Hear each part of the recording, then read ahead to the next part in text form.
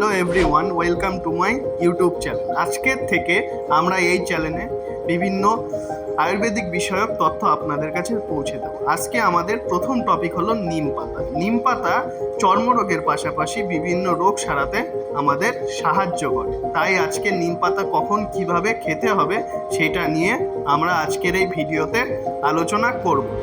তার জন্য আমাদের প্রথমে নিম গাছ থেকে নিম পাতা ভালোভাবে ছিঁড়ে নিতে হবে।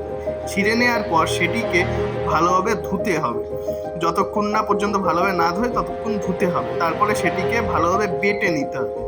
বেটে নিয়ে যতক্ষণ না পর্যন্ত এরকমভাবে বাটা না হয়ে যায় ততক্ষণ বেটে নিতে হবে। তারপরে আমাদের প্রথম সাজেশনে হলুদ লাগবে নিম পাতার সাথে।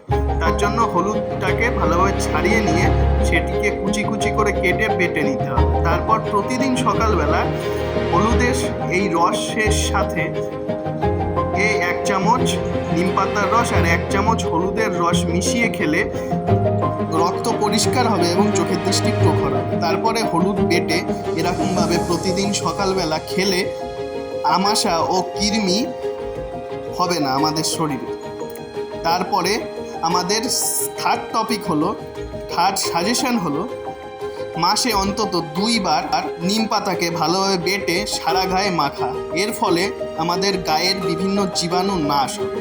তাহলে গাইজ এই পর্যন্তই ছিল আমাদের এই ভিডিও। এবার বিদায়, আবার পরে ভিডিও দেখা।